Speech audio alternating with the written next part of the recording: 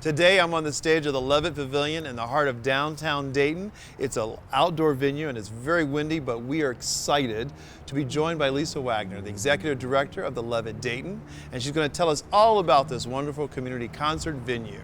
So thanks for hosting us today, Lisa. Thank you for being here. Really cool. And as we sit here on this stage, and for those who may not know anything about Levitt, as a concept, what is it and how did Dayton get one? Well, I think just like a lot of things that happen in Dayton, we are so innovative and collaborative in our approach to how we want to solve problems. There was a group of people sitting at a kitchen table. I wonder if I was one of them. I wonder who was there. I was at that table, so shocking. Shocking. Yeah. Rodney was everywhere. So, yeah. And there was people talking about the gap that City Folk Festival had left in our community, giving local, regional talent that platform to be heard. And there was a wise man at the table that knew about the Levitt Pavilion and asked, had everybody heard about that? And within a month's time, a cohort went down to Levitt, Memphis, the shell there, and to see what it was all about. And started the process of becoming vetted for Dayton to be qualified to have a signature venue. And then, of course, the capital campaign started, and Dayton shows up in a big way. We raised the money, the $5 million, faster than any other signature venue. And so we're very fortunate to have this asset and have this amazing kind of public-private partnership. And it really is an interesting model that obviously is doing well because it's been around for a very long time. Okay, so one of the special parts about this is that that the concerts are free. Why is that so important that we offer these music concerts for free? It's critical, right? It's to remove that barrier. How many people don't have access? And what we're doing is we're creating a space that everyone is welcome, everyone's invited, everyone is welcomed, and that this is their space. And so by taking the ticket price, which by the way, in 2017, Pollstar reported the average $94.63. Is a ticket price to see a music concert? To see a concert. Right. And I know that there are a lot of people that can't afford that, let alone a family being able to afford 2 people or 4 people to go share a live music experience. And there is something really special about a live event. I even seeing live theater or live dance, when you're there, you're part of it. I don't think people realize how much the artist on stage really needs that audience to energize and inform their performance. Yes. And I think when you take away that ticket price and we've taken it, you can bring your food in, your beverages in, you can bring a lawn chair in, we ask no glass on the lawn. So when you just put that structure in place, it's amazing how people really responded to that. And I've heard that feedback about how impressed people were about the diversity on the lawn. Whether you are homeless or the most moneyed person and you have great wealth, it doesn't matter. We want to meet you where you are and have you join us and be on the lawn with us. That's what matters. You being here is what matters. And I feel like the arts are such a great equalizer, and I think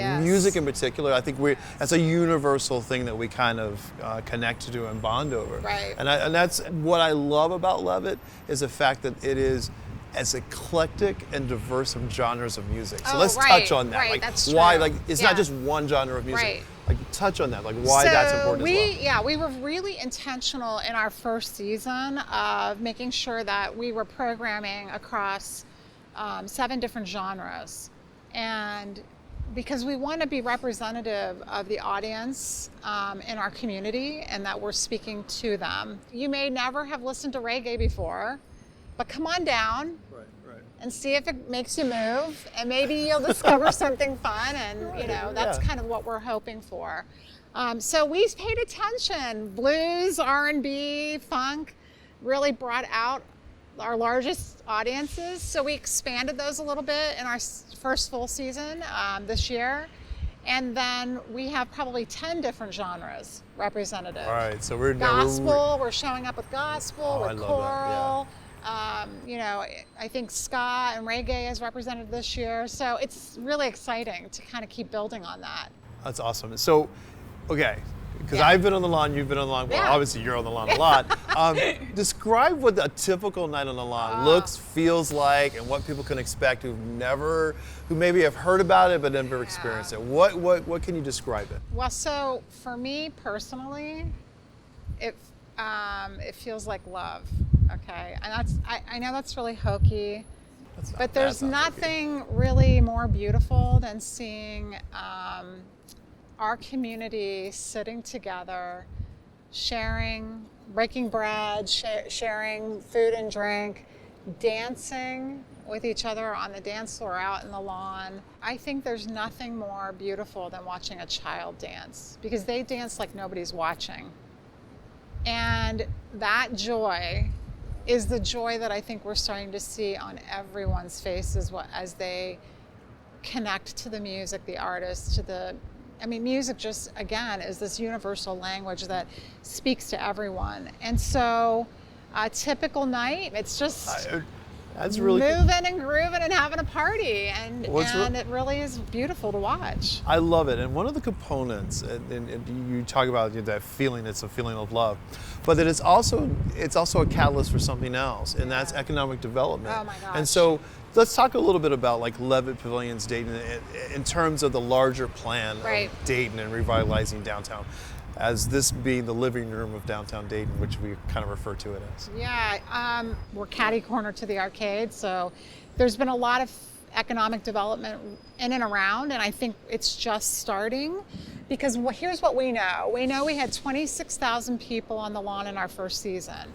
And we knew, what we do know is about 40% of those people went to shops or retail within a 6-block or 1 mile radius of the pavilion. When you extrapolate that out to be what's the economic impact, at the bare minimum, that could be anywhere from $300,000 to $500,000. Saying you spent $20, a third of the audience spent $20. If we were to do it on what everybody else uses, we're looking at well over $1 million to $2 million worth of economic impact of the foot traffic, of the people that are coming down and kind of spending money out in the community.